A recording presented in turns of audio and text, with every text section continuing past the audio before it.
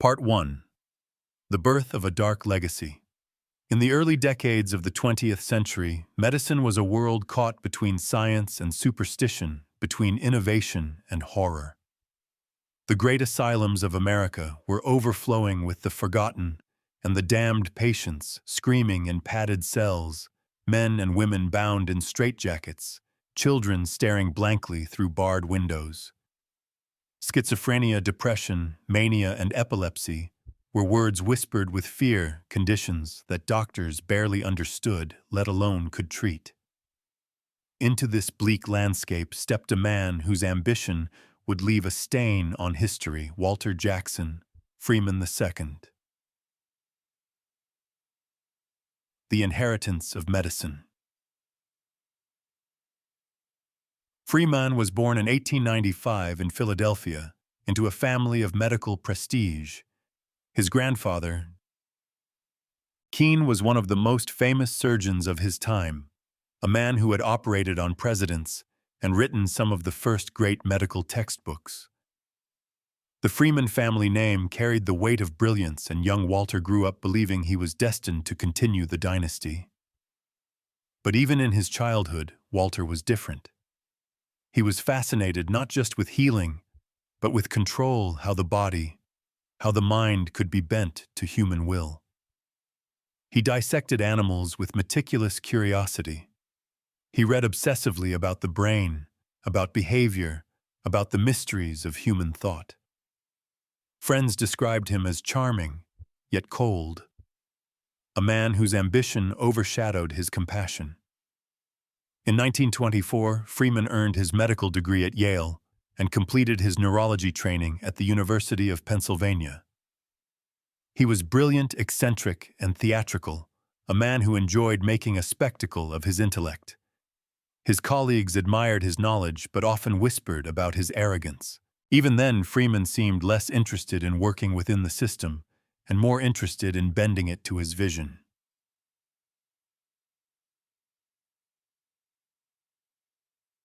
The problem of the asylums.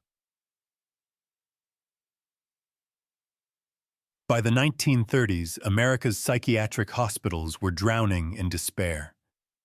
There were too few doctors, too few treatments, and far too many patients. Electroshock therapy was crude. Insulin coma therapy was brutal. Hydrotherapy, locking patients in bathtubs for hours, was common. Straitjackets, padded rooms, and isolation were the norm. Doctors had no miracle cure. Families begged for answers. Politicians demanded solutions. Into this chaos stepped Freeman, ambitious and theatrical, eager to become the man who would solve the problem of insanity. Freeman believed that mental illness had a physical basis in the brain and therefore could be treated physically, like a tumor or an infection. He was captivated by new surgical ideas coming from Europe, particularly a radical procedure invented by Portuguese neurologist Antonio Egas Moniz, the leucotomy. The spark from Portugal. In 1935, Moniz performed the first prefrontal leucotomy, cutting into the brain's frontal lobes in an attempt to reset a patient's mind. His early reports were dramatic. Patients who had been violent became calm. Those who had been suicidal became manageable. It was crude, it was experimental, but it was hope. Freeman devoured the reports. Here at last was a tool not just for treatment, but for transformation. He saw himself not as a mere doctor, but as a pioneer, a showman, a man destined to drag psychiatry into the modern age. He partnered with the neurosurgeon James Watts to begin performing the procedure in Washington, D.C. They started cautiously drilling holes into patients' skulls, carefully severing white matter fibers. The results were mixed. Some patients improved, others deteriorated. A few died. But Freeman was not discouraged. To him, even partial success was enough to justify pushing forward. The birth of a showman. Freeman was not like other doctors. He craved attention. He courted journalists. He invited photographers into the operating room. He gave his procedures dramatic names. He wore flamboyant bow ties, drove expensive cars, and spoke with the confidence of a prophet. Where others saw medicine as science, Freeman saw it as theater. He began performing lobotomies, his term for the leucotomy, on a growing number of patients. Families desperate for relief came to him. Hospitals eager to reduce overcrowding opened their doors. The press, hungry for sensational stories, hailed him as a miracle worker. The stories spread quickly. A violent man suddenly calm. A suicidal woman suddenly cheerful. A child once uncontrollable now obedient. Freeman was creating a narrative of hope, a narrative America was desperate to believe. But beneath the surface, what the headlines didn't show was the darker reality. Many patients left the hospital unable to care for themselves, their personalities blunted, their memories fractured. Some became docile but vacant, their humanity stripped away. Others suffered seizures, incontinence, or permanent disability. Death was always a risk. But Freeman, ever the showman, downplayed the failures. He collected glowing success stories, photographs of smiling patients, testimonials from relieved families. He declared lobotomy the future of psychiatry. In 1941, when Antonio Egas Moniz won the Nobel Prize for inventing the leucotomy, Freeman took it as validation of his mission. He was convinced that he, not Moniz, would be remembered as the true savior of psychiatry. Seeds of darkness. By the time World War II raged across Europe, Freeman was performing lobotomies regularly in Washington, D.C. His fame was growing. His ego was expanding. He began to dream of a simpler, faster method, one that could be performed anywhere, not just in hospitals. Something revolutionary, something spectacular. The idea would come soon in a flash of dark inspiration. A common household tool, a hammer, an eye socket, and the brain. The future of Walter Jackson Freeman was about to take its most horrific turn. Closing notes of Part 1. This was the birth of a dark legacy. Freeman had positioned himself as the savior of psychiatry, a man unafraid of controversy, a man willing to carve into the human brain in pursuit of progress. But what he unleashed was not salvation. It was a storm that would sweep across America, leaving thousands broken in its wake.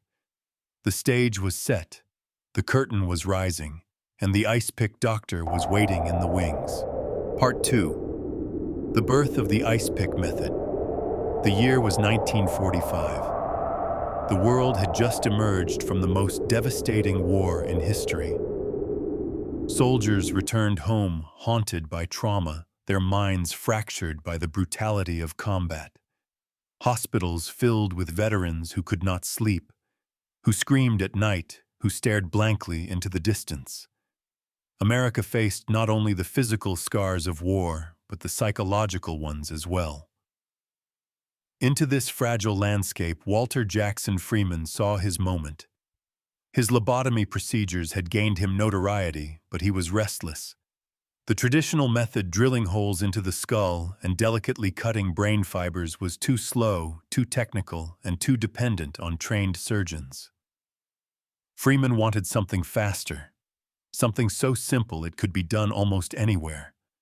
Something that would cement his name not just in medical history, but in legend. The spark of an idea. One evening, while looking at common household tools, Freeman's gaze fell upon an object in his kitchen drawer, an ice pick.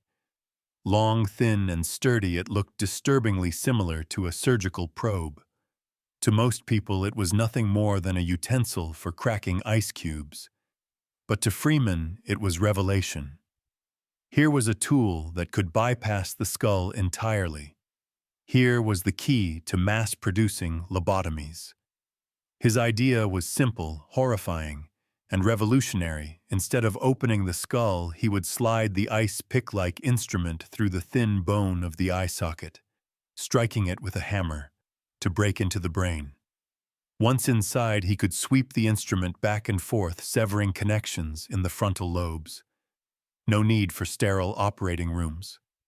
No need for surgical precision. Just a hammer, a pick, and his hands. It was barbaric in its simplicity. But Freeman was enthralled. The first attempt. In 1946, Freeman performed his first transorbital lobotomy, as he called it. The patient was a woman suffering from severe mental illness. He slid the modified ice pick through her eye socket, tapped it with a hammer, and entered her brain. With a sweeping motion, he cut through the delicate fibers of her frontal lobes.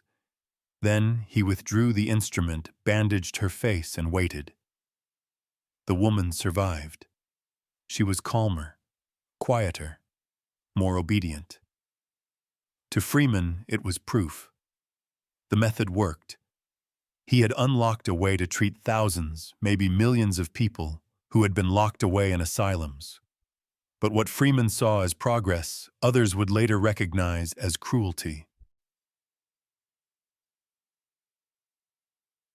The traveling show. Freeman wasted no time in turning his discovery into spectacle. He began traveling across the country in his personal van, which he grandly named the Lobotomobile. Inside, he carried his tools, ice picks, hammers, gauze, and anesthetic. He would drive from hospital to hospital, performing dozens of lobotomies in a single day, sometimes in front of audiences of doctors, journalists, or even curious onlookers. He treated his demonstrations like theater. He explained each step with showman's flair. He boasted of the speed of the procedure, sometimes completing one in less than 10 minutes. He posed for photographs, his bow tie gleaming, his instrument in hand. To the public, he was a daring pioneer. To the patients, he was something else entirely.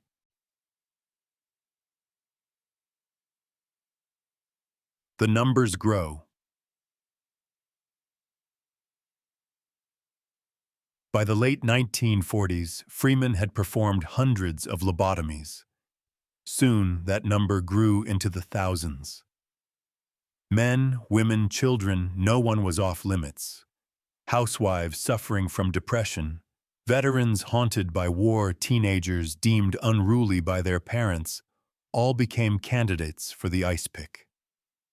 To Freeman, the logic was simple. Mental illness was a burden on families, on society, on hospitals. If a quick procedure could render patients calm and manageable, then it was worth the risk. He often argued that lobotomy freed patients from their torment. But what he really offered was not freedom. It was silence.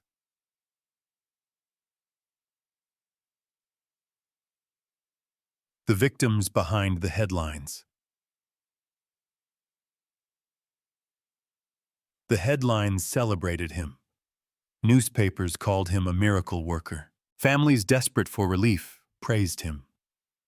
Photographs of smiling success stories circulated widely. But behind the glowing stories were darker truths. Many patients were left disabled, unable to function independently. Some lost the ability to speak. Others became emotionless shells stripped of their personalities. A few died during or shortly after the procedure. Yet Freeman brushed aside the failures as necessary sacrifices for the greater good.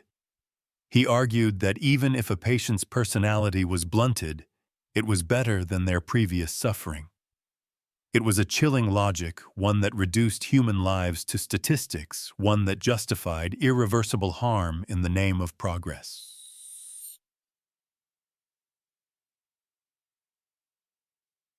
The Ice-Pick Doctor. By the early 1950s, Walter Freeman was a household name. He had transformed himself into a symbol of modern psychiatry, a man unafraid to challenge conventions. He relished the attention, the power, the sense of being a revolutionary. He carried his tools like weapons, brandishing them with pride. Reporters called him the Ice-Pick Doctor, and Freeman embraced the title. But even as his fame grew, whispers of unease spread among the medical community. Some surgeons were horrified by his lack of precision. Some psychiatrists questioned his methods. Families began to speak of relatives who were ruined by the procedure. Still, Freeman pressed forward undeterred.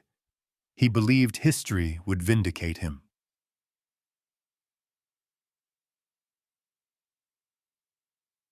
The case that shocked the nation.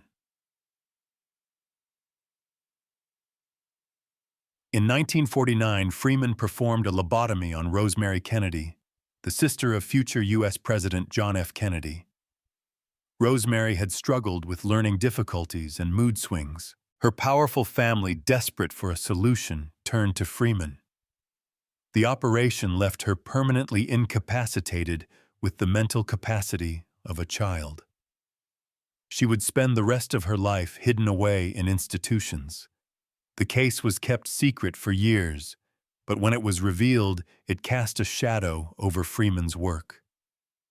If even the elite Kennedy family had been harmed, what did that say about the countless ordinary families who had trusted him? Closing notes of Part 2. The birth of the ice-pick method was a turning point in American medicine, not toward progress, but toward a darker chapter of history. Walter Freeman had found a way to make lobotomy faster, easier, and more widespread. He had turned surgery into theater patients, into statistics, and suffering into spectacle. But the story was far from over. The true horrors, the deaths, the scandals, the public outcry were still to come. The stage was set for Freeman's rise to power and for his eventual downfall. Part 3. Rise to Power. The Lobotomobile Era. The 1950s were a decade of transformation for America. The post-war boom brought new prosperity, television sets flickered in living rooms, and suburban neighborhoods grew like fields of concrete flowers. But beneath the shining surface, shadows lingered. Mental illness remained a silent epidemic. Veterans haunted by the battlefield-filled asylums. Families struggled with loved ones who could not adapt to the new American dream. Society wanted order, calm, and control. Walter Jackson Freeman promised exactly that. And with his new invention, the transorbital lobotomy, he would deliver it not from the confines of hospitals, but from the driver's seat of a van he christened the Lobotomobile. The birth of the Lobotomobile. By 1948, Freeman had grown restless. Performing surgeries in controlled hospital environments limited the number of patients he could reach. He wanted mobility. He wanted scale. So he outfitted his car as a traveling surgical theater. Inside, he stored ice picks, hammers, anesthetic gloves, and gauze. The van became a grim circus wagon of psychiatry rolling from one city to the next. With the Lobotomobile, Freeman could bring his miracle cure to small towns, rural communities, and underfunded institutions. He often performed dozens of lobotomies in a single day, sometimes more than 20 before sunset. Patients were lined up in hospital wards or gymnasiums, sedated, and subjected to the quick thrust of his ice pick. 10 minutes later, another body would take their place. It was efficiency disguised as mercy. It was mass production applied to the human mind.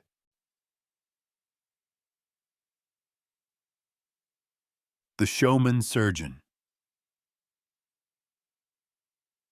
Freeman was not a surgeon by training, he was a neurologist. Yet he relished the role of performer.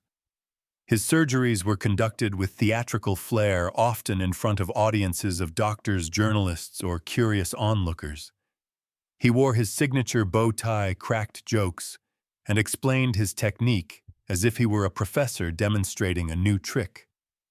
Sometimes he performed lobotomies on 2 patients simultaneously, 1 pick in each hand. The press loved it. Headlines praised him as a genius, a pioneer, a savior of the mentally ill. Photographs of Freeman wielding his tools spread across the country, cementing his image as the fearless innovator who tamed madness with steel. What the cameras rarely captured, however, were the grim aftermaths. The blank stares, the drooling mouths, the ruined lives. The victims of convenience. Freeman's patients came from every walk of life. Veterans struggling with post-traumatic stress, housewives suffering from depression, alcoholics, epileptics, schizophrenics, even children deemed difficult or rebellious. One of his youngest patients was just 12 years old, a boy whose stepmother considered him unruly. Freeman inserted the ice pick through the child's eye socket, severing brain fibers in a matter of minutes. The boy survived, but his development was forever stunted. He never grew into the man he might have been. For Freeman, age and circumstance did not matter. He saw only opportunity. Each lobotomy was another notch on his belt, another statistic to prove his brilliance. He performed nearly 4,000 lobotomies in his career, more than any other doctor in the world. The rise of criticism. Not everyone was convinced. Within the medical community, dissent grew louder. Surgeons criticized Freeman's reckless technique, his lack of precision, his willingness to operate outside proper facilities. Psychiatrists worried that he reduced patients to docile shells, erasing their personalities rather than healing them.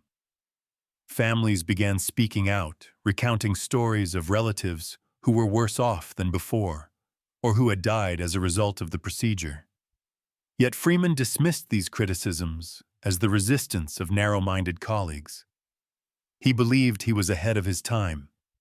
He saw himself as a warrior against suffering, unafraid of controversy, and the applause of desperate families often drowned out the protests of professionals.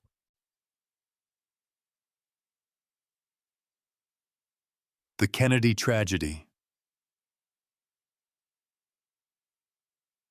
One of Freeman's most infamous cases was that of Rosemary Kennedy, the sister of future President John F. Kennedy. Rosemary had mood swings and mild intellectual disabilities, but her powerful family feared she might embarrass them in public life. In 1941, they turned to Freeman. During the procedure, Rosemary was awake reciting prayers as the ice pick cut into her brain. Midway through, she stopped speaking. She never regained her full faculties. The lobotomy left her with the mental capacity of a child. She spent the rest of her life in institutions hidden away by her family. The case was kept secret for years, but when it was revealed, it cast a shadow over Freeman's reputation. If even the Kennedy family had been devastated, what of the thousands of ordinary people who had trusted him?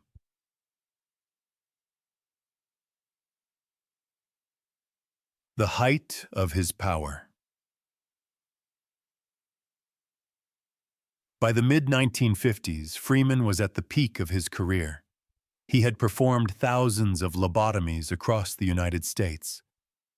His name was synonymous with psychiatric innovation. Hospitals welcomed him. Families praised him. The newspapers celebrated him as a hero who had found a cure for madness. But beneath the adulation, cracks were forming. The medical establishment grew increasingly uneasy.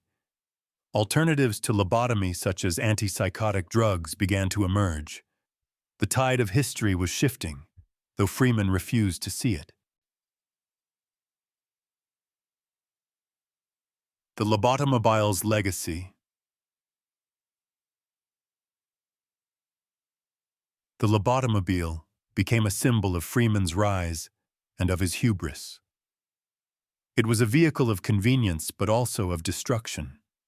From its doors spilled patients whose lives would never be the same. Some were calmer, yes, quieter, easier to manage. But many more were broken, their personalities erased, their independence stolen. Freeman had set out to free people from their torment. Instead, he often replaced one kind of suffering with another. And while he basked in the glow of celebrity, his patients bore the cost. Closing notes of Part 3. The rise of Walter Jackson Freeman was not the rise of medicine. It was the rise of spectacle, of arrogance, of a man so convinced of his genius that he ignored the devastation in his wake. The lobotomobile carried him to fame, but it also carried countless victims into silence. Part 3 marks the height of his power. But as history has shown, the higher the rise, the sharper the fall. And Freeman's downfall was coming swift, brutal, and inevitable. Part 4.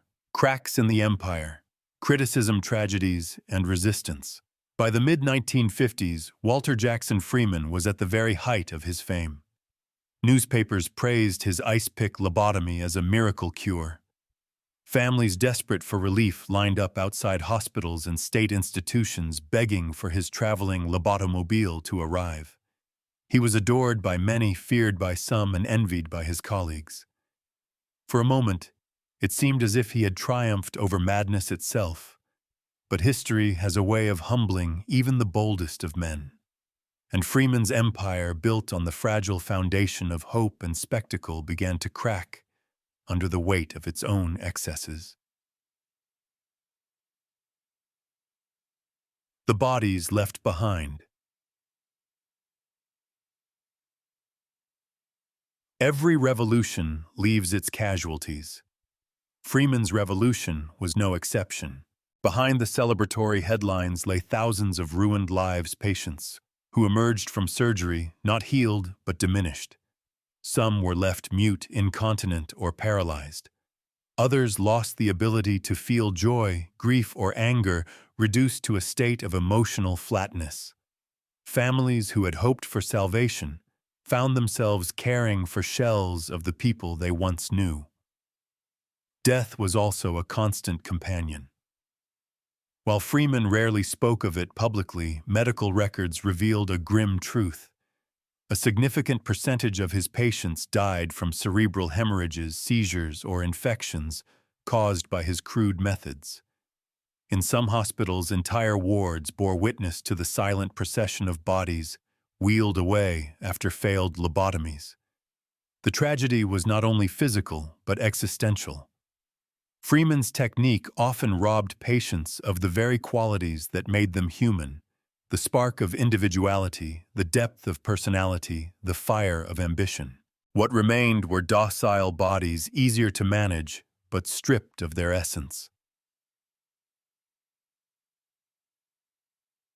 The turning of the medical tide. In 1954, a small pill appeared on the psychiatric stage, chlorpromazine, known by its brand name Thorazine. It was the first effective antipsychotic medication capable of calming delusions and reducing hallucinations without invasive surgery. For the first time, psychiatrists had a tool that could treat mental illness chemically, sparing patients the risk of surgery. Thorazine's arrival was a death knell for the lobotomy. Hospitals embraced the drug. Doctors began prescribing it widely. It was not perfect, but it was safer than driving an ice pick into the brain. Freeman, however, refused to acknowledge defeat. He dismissed Thorazine as a temporary fad. He continued touring with his lobotomobile, insisting that surgery was the only true cure. His stubbornness alienated him from colleagues who saw the future of psychiatry shifting away from knives and toward medicine. The outcry of families. By the late 1950s, the stories of ruined lives began to reach the public. Families who had once praised Freeman now spoke of regret. Mothers wept over daughters who had been reduced to silence. Husbands mourned wives who returned from surgery incapable of love or connection. The whispers grew louder until they could no longer be ignored.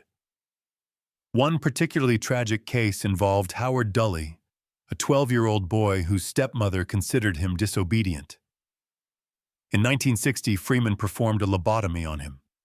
Howard survived but lived with the psychological scars for decades. He would later recount his story in harrowing detail, describing the lifelong shadow Freeman had cast over him. His testimony, published many years later, became one of the most powerful indictments of Freeman's work. The medical establishment strikes back. As the failures mounted, the medical establishment could no longer remain silent. Surgeons criticized Freeman for performing procedures in unsuitable conditions, sometimes even in office chairs or makeshift clinics. Psychiatrists condemned his lack of scientific rigor, accusing him of chasing fame rather than truth. Medical boards began to investigate.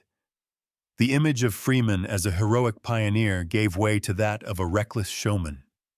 In academic journals, lobotomy was increasingly described not as a cure, but as a desperate measure of last resort, if it was mentioned at all. The very colleagues who had once applauded Freeman now distanced themselves, eager to avoid the growing stigma. The Kennedy scandal resurfaces. Although the lobotomy of Rosemary Kennedy had been kept quiet for years, by the late 1950s, whispers of the tragedy began to circulate. Journalists uncovered fragments of the story. A vibrant young woman reduced to a lifetime of institutionalization, her family forever haunted by the decision to place her in Freeman's hands. The revelation was devastating. If even the most powerful family in America had been deceived, what chance did ordinary citizens have? The Kennedy scandal tarnished Freeman's reputation in ways that criticism from colleagues never could. It transformed him from a celebrated innovator into a cautionary tale.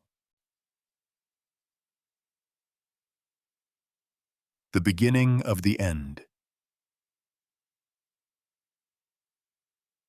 By the early 1960s, Freeman's empire was crumbling. The demand for lobotomies dwindled as medications became the new standard of care. Hospitals that once welcomed his lobotomobile now turned him away. His showmanship, once charming, now seemed grotesque.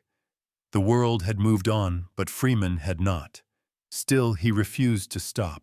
He continued performing lobotomies well into the 1960s, often on patients no one else would treat. His obsession bordered on delusion. He believed history would vindicate him, that one day his work would be recognized as genius rather than madness. The cracks become canyons. The cracks in Freeman's empire were no longer hidden. They were canyons. Families protested. Doctors warned against him. Journalists investigated his failures. Once celebrated as a savior, Freeman was increasingly portrayed as a monster in a bow tie, a man who had sacrificed thousands of lives on the altar of his ego. And yet, he remained defiantly unrepentant. He continued to travel, continued to operate, continued to believe he alone held the key to mental salvation. But the storm was coming. The fall was inevitable, and the same showmanship that had built his empire would soon play a part in its collapse. Closing notes of Part 4. Part 4 reveals the beginning of Freeman's undoing. His empire, once built on acclaim and hope, now faltered under the weight of tragedy and criticism.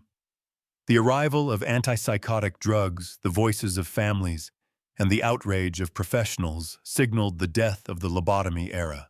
But Freeman, blinded by pride, could not see it. In the next chapter, the consequences of his defiance will come crashing down with a force he could not escape. The cracks will widen into collapse. The empire will fall. Part 5. The Fall of the Showman. By the 1960s, Walter Jackson Freeman had already spent decades on the road, his lobotomobile carrying him from state to state, hospital to hospital, stage to stage. He had carved his name into medical history, but by this time the once celebrated pioneer had become a relic, an anachronism who refused to acknowledge that his empire was crumbling. What began as a rise to fame now spiraled into a tragic downfall marked by arrogant spectacle and the ultimate consequences of his obsession. Defiance in the face of change. By the early 1960s, most of the medical community had abandoned lobotomies. Thorazine and other antipsychotics had reshaped psychiatry, offering treatments that no longer required surgery. Hospital administrators no longer welcomed Freeman's ice pick with open arms. Younger doctors considered him outdated, an embarrassing reminder of an era medicine wished to forget. But Freeman refused to change. To him, lobotomy was not just a medical technique, it was his legacy, his life's work, the empire upon which his identity rested. To abandon it would be to admit defeat and Walter Jackson. Freeman was not a man who admitted defeat. He pressed onward, his bow tie immaculate, his ice picks gleaming. He continued touring, performing lobotomies in state hospitals that would still allow him. He insisted that his method worked, that the quieting of patients was proof of success, even as critics accused him of reducing vibrant individuals to shadows. The showman's persona. Freeman had always seen himself as more than a doctor. He was a showman, a performer, a man who commanded attention with every wave of his hand and every puncture of his instrument. He invited journalists to observe his surgeries. He encouraged photographers to capture him mid-operation. He compared his work to artistry, speaking of lobotomy, as if it were a creative act. But by the 1960s, this theatrical persona no longer charmed audiences. What had once seemed daring now appeared grotesque. Freeman's bow tie, once a symbol of flair, became a caricature of vanity. His traveling circus of surgery, once applauded, now drew condemnation. Trail of broken lives. Behind the curtain of Freeman's showmanship lay a trail of broken lives. Thousands of patients bore the scars of his obsession. Some were institutionalized, permanently unable to care for themselves. Others lived on in diminished states, stripped of their identities, their personalities erased by the sweep of an ice pick. Families began to speak louder. They told stories of loved ones destroyed rather than healed, of children mutilated in the name of discipline, of spouses who had vanished into emotional emptiness. Journalists began to investigate.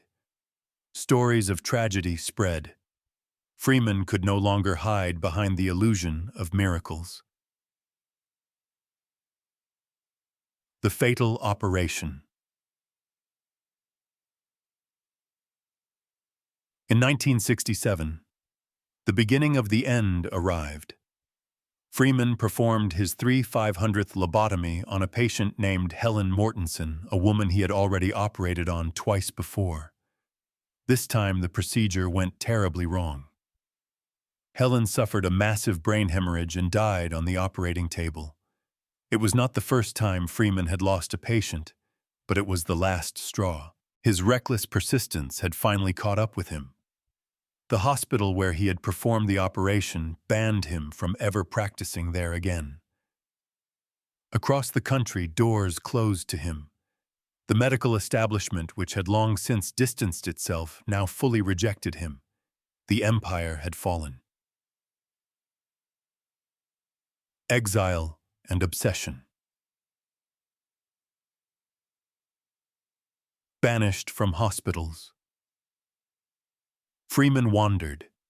He continued to travel not as a practicing surgeon, but as a man trying to preserve his legacy. He wrote letters to former patients, tracking their progress, searching for validation. He gave lectures, clinging to the spotlight that had once adored him. But the world had moved on. The crowds were smaller, the applause muted, the legacy tarnished. In his mind, he was still a pioneer, misunderstood by his peers. He believed history would redeem him. He told himself that the ridicule was temporary, that one day psychiatry would look back and recognize the genius of his work. But deep down, even he must have felt the weight of failure. The personal cost. Freeman's fall was not only professional, but personal. His relentless pursuit of fame and legacy had cost him dearly. He had alienated colleagues, estranged friends, and left behind a fractured family. His obsession with lobotomy consumed everything around him, leaving little room for genuine human connection. The bow tie and the ice pick had defined him, but they had also destroyed him. Without them, he was a man adrift, disgraced, discredited, and largely forgotten by the world he had once dazzled. The end of the showman. Walter Jackson Freeman died in 1972 from complications following cancer surgery. He passed away quietly, far from the spotlight he had once commanded. There were no grand headlines, no parades of praise. His death was noted in the medical community, but with little celebration. His legacy was already cemented, not as the savior he imagined himself to be, but as a cautionary tale of arrogance, obsession, and the human cost of medical hubris. Closing notes of Part 5.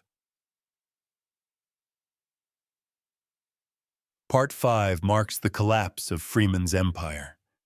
From the fatal operation that ended his career to the lonely years of exile, it is a story of a man who refused to change, who clung to his vision, even as the world rejected it. He lived as a showman, but he died in obscurity, a symbol of medicine's darkest chapter and the dangers of ambition unchecked.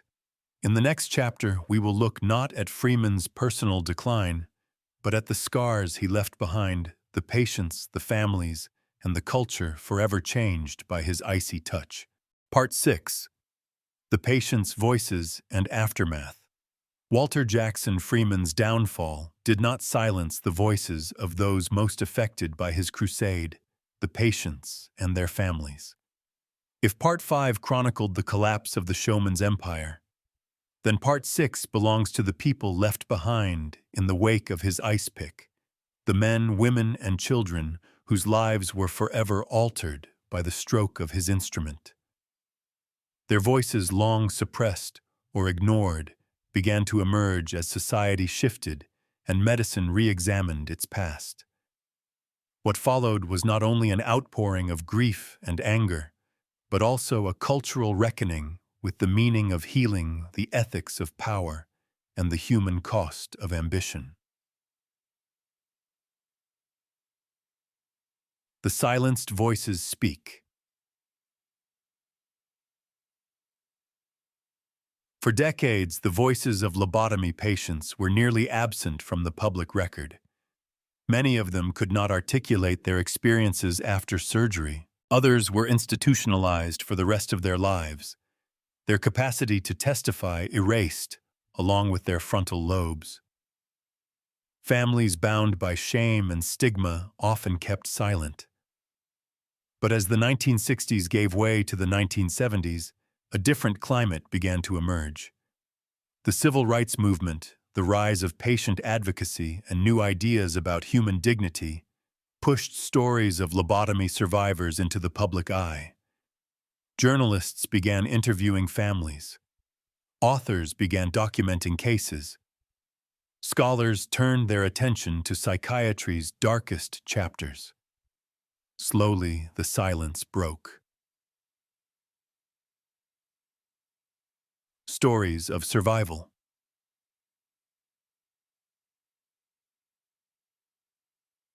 Not all lobotomy patients died during surgery or spent their lives in institutions. Some lived for decades afterward, navigating the altered landscape of their minds. Their testimonies, when they could speak, painted pictures of confusion, emptiness, and struggle. One patient described the sensation as living with a fog that never clears. Another compared it to being a spectator in your own life. For some, emotions dulled. For others, impulses raged unchecked, leading to erratic behavior. What Freeman once touted as tranquility often translated into disconnection from family, from work, from life itself. There were moments of resilience, too. A few patients managed to build routines, marry, or work simple jobs. But even these lives were marked by an invisible absence and emptiness where possibility had once been. Families in mourning. If the patients suffered, so too did their families. Parents who consented to lobotomies for their children were often haunted by regret. Spouses who believed the operation would save their loved ones found themselves caring for strangers who bore only faint resemblance to the people they once knew. One mother confessed decades later, "I sent my daughter in to be cured. She came back someone else, and that someone never came home." Another husband spoke of his wife once vibrant and full of laughter. After the operation, she laughed no more. She sat by the window, rocking as though waiting for a train that never came. These voices gave shape to grief that medicine had long dismissed as collateral damage. The family's mourning became testimony not only against Freeman, but against a system that enabled him.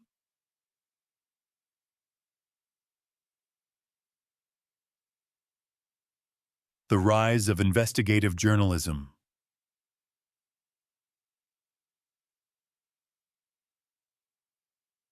In the 1970s and 1980s, investigative journalists began piecing together the hidden history of lobotomy.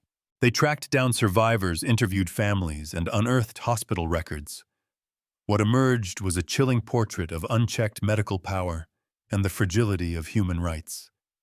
Articles appeared in major newspapers detailing cases of children as young as 4 being lobotomized. Documentaries aired footage of Freeman at work, his bow tie, his hammer, his casual demeanor as he performed irreversible operations. The public, once enthralled by his showmanship, now recoiled in horror. The case of Rosemary Kennedy.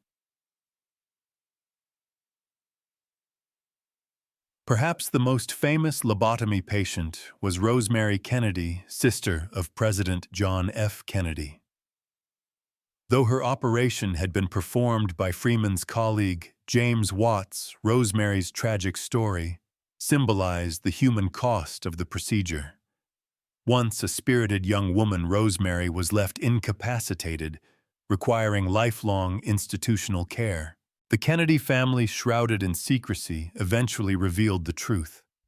Her story became a rallying point for critics of lobotomy, proof that even privilege and power offered no protection from medical overreach.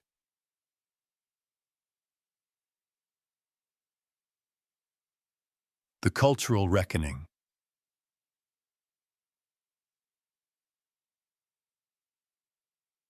By the late 20th century, lobotomy was no longer merely a medical footnote.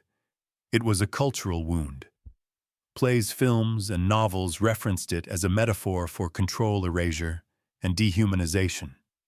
One Flew Over the Cuckoo's Nest, both in novel and film form, seared the image of lobotomy into the public imagination as the ultimate act of institutional cruelty. Activists used lobotomy as a rallying cry for patient rights. Lawmakers debated the limits of psychiatric authority. Ethical boards tightened regulations on experimental procedures. The practice, once hailed as a breakthrough, became a cautionary tale. Long shadows. Even decades after Freeman's death, the shadows of his work linger. Some survivors remain alive, their lives shaped by his interventions. Their families continue to grapple with questions that cannot be answered. Who might their loved ones have become if not for the surgery? What potential was lost? What futures were erased? In hospitals and medical schools, lobotomy is now taught as history. A chapter of mistakes, a reminder of the dangers of unchecked innovation. But for those who lived it, it is not history. It is life. It is memory. It is the scar that never heals.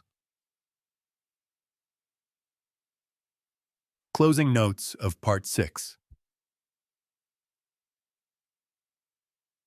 Part 6 turns the spotlight away from Walter Jackson Freeman and onto those whose lives he altered. Their voices, once silenced, now form the heart of the story. This chapter is not about surgical instruments or medical theories.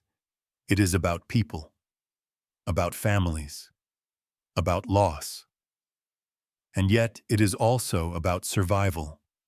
For in their testimonies, in their grief, and in their resilience, these patients and their families reclaimed a measure of dignity. Against the shadow of the ice pick, they spoke, and in speaking, they ensured that their suffering would not be forgotten. In the next part, we will explore how Freeman's story and the voices of his patients reshaped psychiatry itself, forcing the field to confront its ethical failures and redefine what it means to heal. Part 7. The Medical Reckoning. By the time Walter Jackson Freeman performed his final lobotomy in 1967, the medical world had already begun turning away from the practice. What once was hailed as a miracle cure had become a symbol of barbarism.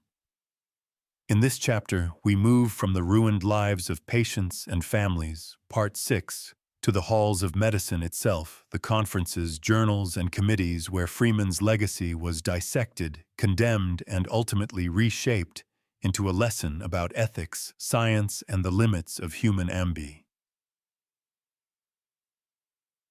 The collapse of credibility.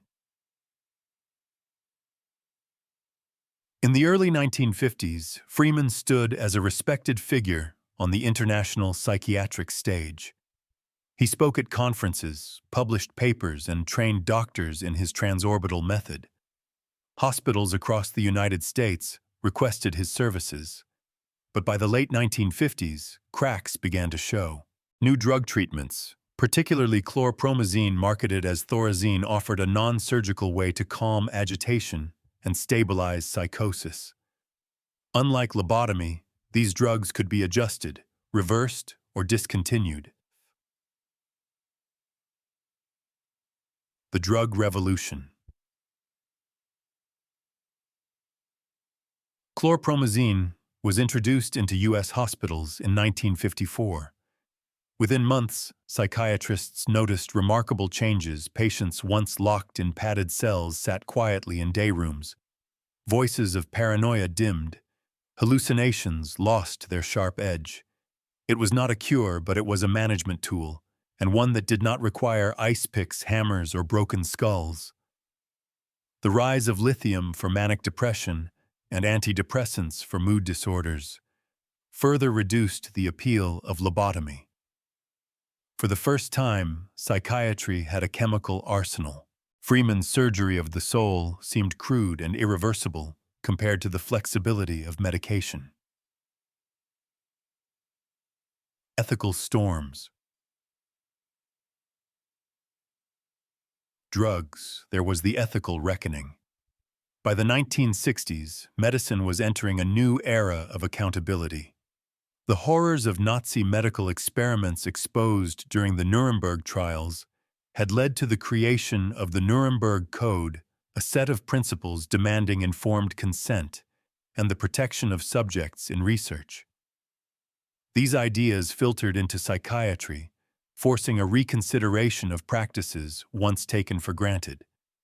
Freeman's cavalier style operating in hospital theaters on children without rigorous consent stood in stark contrast to the emerging ethical climate. Younger psychiatrists recoiled at his showmanship. Medical boards began reviewing cases. Questions about autonomy, dignity, and rights took center stage. Professional backlash. By the 1970s, Freeman was no longer seen as a pioneer, but as an embarrassment. Major medical journals published editorials denouncing lobotomy. The American Psychiatric Association distanced itself from his work. Universities that had once invited him to lecture quietly removed references to his techniques from training programs. The backlash was not only moral, but professional. Psychiatry was eager to establish itself as a legitimate branch of medicine equal to neurology or internal medicine. To do so, it had to purge itself of practices that smacked of quackery. Freeman's flamboyance, once a source of fascination, now symbolized psychiatry's most dangerous excesses. Case studies reconsidered. Medical historians and psychiatrists began revisiting case files. What they found was sobering. Patients described as improved were often left incapacitated. Those deemed calm had simply lost the ability to protest. The statistics that Freeman had so confidently cited, thousands of successes, crumbled under scrutiny. In truth, lobotomy's success rate was largely a fiction of definitions. If silence was success, then perhaps he had achieved it. But if humanity was the measure, then failure was undeniable. The academic reckoning. By the 1980s, lobotomy was studied less as psychiatry and more as history. Medical schools taught it as a cautionary tale about unregulated innovation. Bioethics programs used Freeman's career as a case study in hubris. The lesson was stark ambition without evidence leads to tragedy. Students debated the balance between innovation and safety. Professors pointed to Freeman as an example of what happens when charisma replaces data, when spectacle overtakes science. The man who had once trained physicians was now a warning pinned to the bulletin board of medical ethics. Global reverberations. The fall of lobotomy in the United States influenced psychiatric practice worldwide. In Europe, psychosurgery faced heightened scrutiny. In Japan, patient advocacy groups cited lobotomy as proof of psychiatry's potential for abuse. In South America and Africa, where some doctors had experimented with similar techniques, the practice withered under the weight of international condemnation. Freeman had sought to be a global pioneer. In the end, he became a global cautionary tale. The rise of patient rights. The decline of lobotomy coincided with the rise of patient rights movements. Former psychiatric patients organized into advocacy groups demanded accountability. They called for transparency in medical decisions, the right to refuse treatment, and legal protections against involuntary procedures. Freeman's legacy became their rallying cry, "Never again." Their activism reshaped laws and policies. Courts began requiring stricter standards for consent. States implemented mental health reform. Patients once voiceless claimed a seat at the table. A profession redefined. In the end, the reckoning with Freeman and lobotomy forced psychiatry to redefine itself. No longer could spectacle or authority alone justify treatment. Data evidence, consent, and ethics became the cornerstones of modern practice. While psychiatry still wrestles with controversies today, its transformation in the mid-20th century marked a turning point. Freeman's ice pick haunted medicine, but it also forged a new path. In repudiating him, psychiatry declared what it stood for: not showmanship, not domination, but healing rooted in respect for human dignity. Closing notes of Part 7. Part 7 belongs not to Freeman, nor even to his patients, but to medicine itself. It tells the story of a profession confronted with its darkest hour and forced to change. The reckoning was painful, but it was necessary. Without it, psychiatry might never have matured into the field we know today. And yet questions remain. Could it happen again? Could another charismatic figure armed with a new miracle cure sway medicine down a reckless path? Part 8 will explore how Freeman's legacy continues to echo in contemporary debates, from psychosurgery to experimental neuroscience, and why the ghost of the ice pick still lingers in the halls of medicine. Part 8. The Ghost of the Ice Pick. If Walter Jackson Freeman's life ended in 1972, his shadow did not. His legacy, both feared and studied, continued to ripple through psychiatry, neurology, and ethics long after his death. This chapter explores how the ghost of the ice pick haunted medicine culture, and even law-shaping debates about the boundaries of healing and harm. Persistence of memory. For patients and families, the memory of lobotomy did not fade. In living rooms and nursing homes, men and women bore the scars of Freeman's work well into the 1980s and 1990s. Some lived into old age, trapped in blunted personalities or dependent care. Others, institutionalized for decades, became living archives of a discarded procedure. Their presence was a constant reminder that medicine, once celebrated as progress, had the power to destroy. Psychiatrists who trained in the Freeman era often avoided speaking about it. Younger generations pressed for answers. How could doctors have believed in this? How could hospitals allow it? Silence gave way to shame, then to reckoning. Pop culture and the lobotomy. Freeman's ghost also slipped into popular culture. Films, novels, and plays drew on the lobotomy as a symbol of oppression, conformity, and control. Ken Kesey's One Flew Over the Cuckoo's Nest, 1962, and the iconic 1975 film adaptation starring Jack Nicholson seared the lobotomy into public consciousness. To the American imagination, the ice pick was no longer a medical tool, it was a weapon of dehumanization. Songs, documentaries, and true crime programs reinforced the image.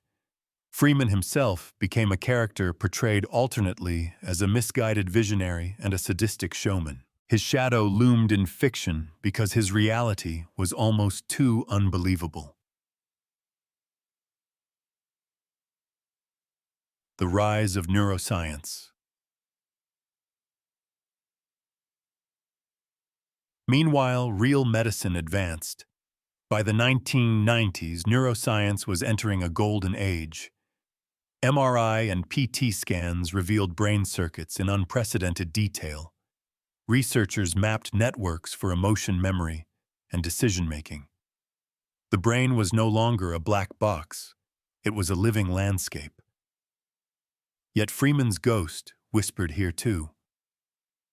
Neurosurgeons exploring deep brain stimulation, DBS for Parkinson's or depression, carried the weight of history.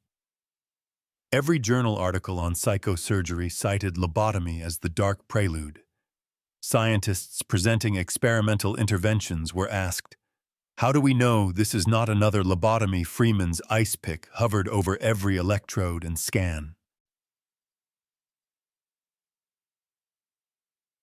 The ethics of experimentation. Bioethicists used Freeman's story to probe difficult questions. When is innovation reckless, and when is it necessary? How do doctors balance hope against risk? What does consent mean when patients are desperate, psychotic, or pressured by families? Freeman's career offered countless cautionary examples. He had operated on children, on prisoners, on the unwilling. His failures had been reframed as successes through rhetoric. For ethicists, these lessons became foundational. Medical boards established stricter review systems, research ethics committees flourished, and federal regulations on human experimentation tightened. In a grim way, Freeman's ghost protected future patients. How? Law and accountability. Freeman died before lawsuits against him could fully materialize. But his shadow haunted courtrooms in later decades. Families of lobotomy survivors sued hospitals and states. Judges wrestled with questions of liability. Should doctors be blamed for following the standard of care of their time, or were they guilty of negligence? In most cases, courts shielded institutions. Medicine was allowed its mistakes as long as they reflected contemporary norms. But the lawsuits still mattered. They forced the public disclosure of patient files, statistics, and hidden tragedies. They kept Freeman's ghost alive in the legal record. Survivor testimonies. In the 1990s and 2000s, journalists tracked down lobotomy survivors. Their interviews brought Freeman's ghost into the open. Survivors described childhoods, stolen marriages, ruined independence, erased. Some forgave, citing the desperation of the times. Others seethed with anger. Their words gave voice to the patients Freeman had silenced. One woman recalled, "They told my parents I'd be better. I was never better, I was just quiet." Another said, "He smiled the whole time, like it was a game. But it wasn't a game for me." These testimonies humanized what statistics could not: the lifelong cost of the ice pick. Global memory.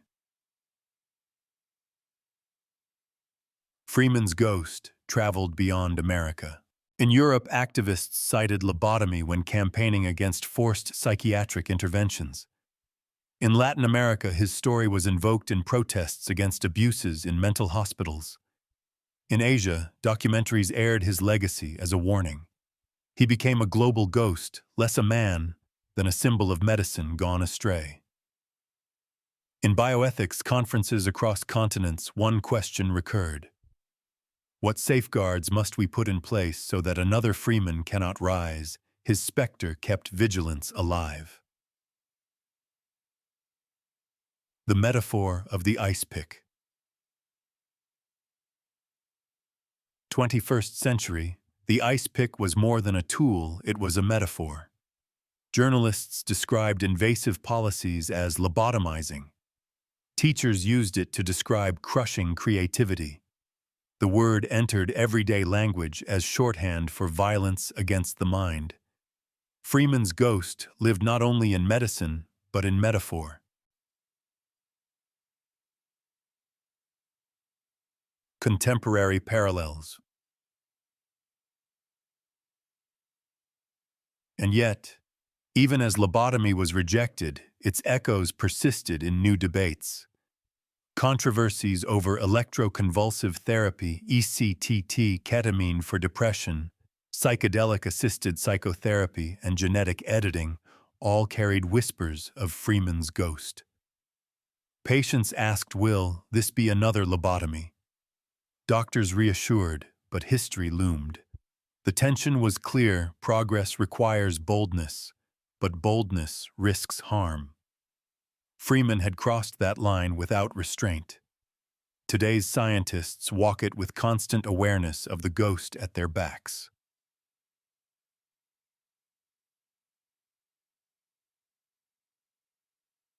Closing notes of Part 8. Walter Jackson Freeman was buried in 1972, but his ghost was not. It lingers in textbooks, in courtrooms, in films, and in the wary eyes of patients consenting to experimental treatments. The ghost of the ice pick is not only about the past, it is a warning for the future. As long as medicine grapples with the tension between innovation and safety, Freeman's story will be told. His ice pick lies in a museum drawer, but its shadow still moves across hospital wards and research labs. Part 8 reveals that ghosts do not die when bodies do. They haunt, they whisper, and they wait. And so the question becomes, when the next miracle cure appears, will medicine remember the ghost, or will another ice pick be waiting in a different shape under a different name? Part 9. The Legacy of Shadows. Walter Jackson Freeman died in 1972, but his shadow only lengthened as time passed. If Part 8 described the haunting presence of the ghost of the ice pick within medicine and ethics, Part 9 explores how Freeman's story shaped broader cultural, psychological, and philosophical landscapes. It is the study of a legacy that extended beyond science into the very ways society thinks about power control and the human mind. The Phantom in Medical Education. By the 1980s, Freeman's story was taught in medical schools not as triumph, but as warning. Students studied the lobotomy case files with a mix of horror and disbelief. Professors recounted how thousands of patients, many unable to consent, had been subjected to a procedure with uncertain outcomes, crude methodology, and devastating consequences. Freeman became a case study in hubris. His name was invoked whenever doctors debated boundaries of experimentation. Remember, Freeman educators warned as they urged new doctors to balance ambition with humility. His legacy of shadows thus became a teaching tool, an eternal reminder that knowledge without caution can become cruelty. The shadow in psychiatry.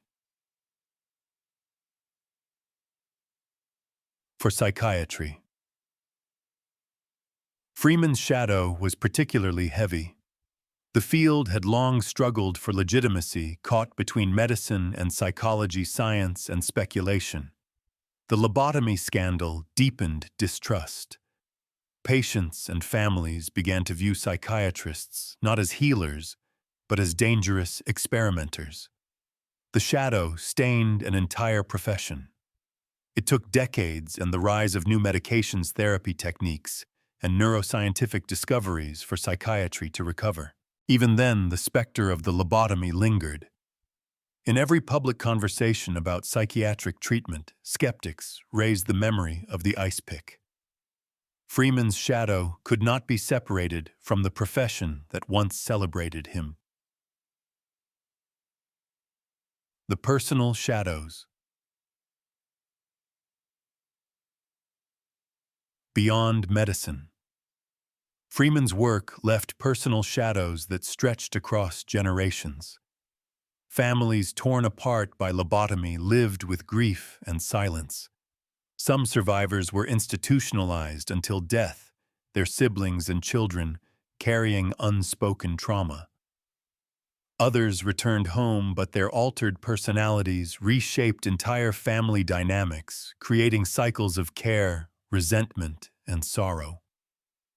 In oral histories, children of lobotomized parents often described a peculiar inheritance, the feeling of growing up in the shadow of a ghost. Their families were haunted not only by the absence of the person they once knew, but by the stigma of what had been done to them. Freeman's legacy, therefore, was etched into family trees as much as medical textbooks. The shadow in culture. In cultural discourse, Freeman's shadow grew symbolic. He became shorthand for the dangers of unchecked authority, the arrogance of science, and the fragility of human dignity. His story was woven into plays, documentaries, novels, and even political speeches. The term lobotomized transcended its medical origins, evolving into a metaphor for submission, obedience, or numbed existence. Protesters against authoritarian regimes spoke of a lobotomized public. Artists invoked the procedure to critique conformity and censorship. Freeman's shadow spread into metaphors of control, carrying his legacy far beyond the operating room. The shadow in technology. As technology advanced into the digital era, parallels emerged between Freeman's lobotomy and the manipulation of human thought through surveillance, propaganda, and algorithms. Critics warned of a digital lobotomy in which screens and data streams dulled critical thinking. Freeman's legacy provided a chilling analogy for debates over how technology could reshape minds. Thus, the shadow of the ice pick entered Silicon Valley debates, academic essays, and popular journalism. The metaphor proved endlessly adaptable. Just as Freeman altered brains with crude instruments, modern systems could alter perception with invisible ones. The shadow in philosophy. Philosophers, too, grappled with Freeman's legacy. The lobotomy raised questions about what it means to be human.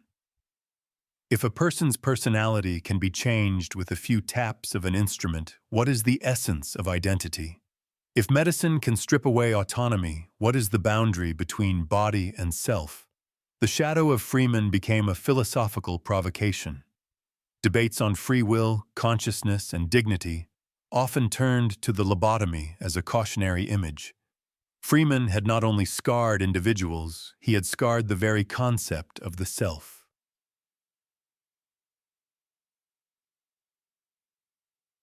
The shadow in human rights. Globally, Freeman's shadow was invoked in the language of human rights. Activists cited lobotomy as evidence of why consent, autonomy, and dignity must be enshrined in law. His legacy became part of campaigns against forced sterilization, psychiatric abuse, and unethical medical testing. International conventions on bioethics referenced historical abuses, like lobotomy, to underline their necessity. In this way, Freeman's shadow helped illuminate the path toward stronger protections. His darkness paradoxically contributed to light. Shadows in memory and museums. Washington, D.C. The Smithsonian holds Freeman's ice pick. It lies behind glass, a relic of a medical era, both fascinating and terrifying. Visitors peer at it in silence, imagining the lives it touched. In that museum display, Freeman's shadow takes physical form, an artifact that warns without speaking. Across America, medical museums exhibit photographs of patients, charts, and surgical tools. Each display is a shadow made visible, reminding new generations of a history once buried. Freeman may be gone, but his shadow is curated, archived, and preserved. Closing notes of Part 9. Walter Jackson Freeman sought to be remembered as a pioneer. In a way, he succeeded, but not as he hoped. His name lives on not as a hero's, but as a shadow. His legacy is not one of healing, but of warning, not of triumph, but of hubris. The legacy of shadows is complex. It is tragedy and metaphor, lesson and symbol. It is the mark left when one man's ambition outran his compassion. It is the lingering presence that forces medicine, philosophy, culture, and law to keep asking hard questions. And as long as those questions matter, Freeman's shadow will never fully fade. The ghost of the ice pick haunted the 20th century. The legacy of shadows belongs to the 21st. Part 10. The Reckoning. Walter Jackson Freeman III died in 1972, but the reckoning with his legacy did not end there. If the earlier parts traced the rise, the decline, the haunting, and the shadows, this final part confronts the ultimate judgment: how history remembers him, how victims and families processed their pain, and how society reconciles with a legacy built upon suffering. The silence after death. When Freeman passed away, there were no grand obituaries, no professional honors, no celebrations. He died in relative obscurity, far from the fame he once courted. His death certificate listed him as a retired physician, but medicine itself had already disowned him. He left behind no fortune, no institution, no disciples eager to carry on his methods. The silence was itself a verdict. A man once considered revolutionary ended his life as a cautionary tale. Yet silence does not mean absence. His name, buried by his colleagues, rose again in the voices of patients, journalists, and historians who would not let the world forget. The families speak. In the decades after his death, families of lobotomy patients began to tell their stories. Books, documentaries, and interviews captured voices that had been silenced for years. Brothers and sisters described the transformation of loved ones into strangers. Children recalled the pain of growing up with parents robbed of personality. Husbands and wives spoke of marriages shattered by surgery. The reckoning was deeply personal. For every chart Freeman filed, there was a human life reshaped, diminished, or erased. The medical terminology improvement stabilization could not capture the loneliness of a mother who no longer recognized her child, or the anguish of a child who lost a parent to an ice pick. In the family's testimonies, the reckoning came alive. Medicine on trial. Freeman was gone, but medicine itself was put on trial. How could hospitals allow thousands of lobotomies? How could boards, universities, and government agencies endorse such crude interventions? The reckoning turned inward, forcing the profession to examine its own complicity. Scholars concluded that Freeman was not an outlier, but a symptom. His work thrived because institutions rewarded boldness over caution, spectacle over humility. The reckoning revealed uncomfortable truths. Medicine, too, can fall prey to arrogance, politics, and fashion. Freeman was only one man, but his rise exposed systemic flaws. The victims remembered. Slowly, victims were remembered not as nameless patients, but as individuals. Memorial projects recorded their stories. Museums displayed photographs and journals. Families shared memories online, transforming statistics into human narratives. Some names became symbolic. Rosemary Kennedy, whose lobotomy ordered by her father left her incapacitated. Howard Dully, who as a 12-year-old boy endured Freeman's ice pick and later wrote a memoir. Their stories stood for thousands more each, a reminder of the cost of ambition. The reckoning ensured they would not be erased. The ice pick in the museum. At the Smithsonian, Freeman's ice pick sits inside a glass case. Visitors pause before it, staring at the ordinary object that once rewired minds. It is not revered but studied. It is not honored but contextualized. The ice pick has become evidence in the court of history. The museum display itself is part of the reckoning. It forces confrontation to look at a tool of violation and consider what it means to call it medicine.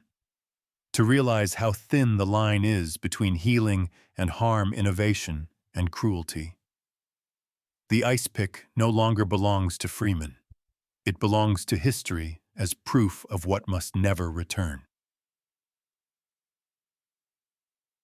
Reckonings beyond medicine.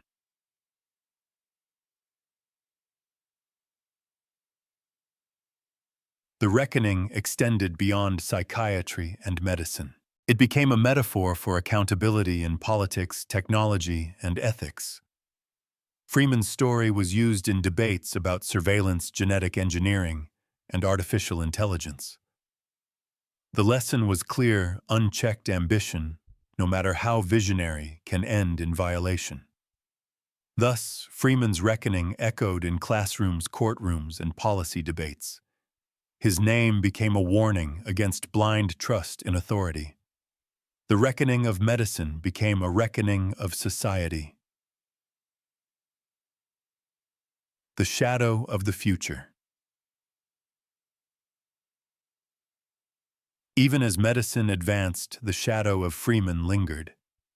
New brain technologies, deep brain stimulation, transcranial magnetic therapy, neural implants raised questions reminiscent of lobotomy. Could these techniques alter personality? Could they be abused? The reckoning was ongoing.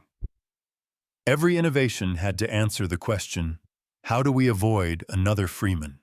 The shadow of the ice pick thus haunted the future. It served as both warning and guidepost, ensuring that ethics walked hand in hand with discovery. The reckoning of legacy. Freeman's personal reckoning was sealed in obscurity, but his legacy's reckoning unfolds endlessly. History condemns him, but also remembers him. He is not erased, for erasure would risk repetition. Instead, he is preserved as symbol, a man who embodied brilliance without humility, ambition without compassion. The reckoning forces us to hold two truths: that he was a pioneer and that he was a violator, that he sought healing and inflicted harm, that he changed history but at a cost borne by others. Freeman's story is not a simple parable, but a warning written in contradiction. Closing notes. The final reckoning. The story of Walter Jackson. Freeman ends not with his death, but with the reckoning that follows. His name belongs to no monument, no award, no honor. It belongs instead to the cautionary annals of medicine, to the whispered warnings of professors, to the grief of families, and to the artifacts of museums. The reckoning is not vengeance, but vigilance. It is the act of remembering so that harm cannot be repeated. Freeman once sought immortality in fame. What he achieved instead was immortality in warning. And perhaps that is the final justice, that the man who rewired minds with ice picks now serves as the world's eternal reminder of why compassion must guide knowledge, and why ambition without empathy becomes cruelty. This is the final chapter, the full reckoning.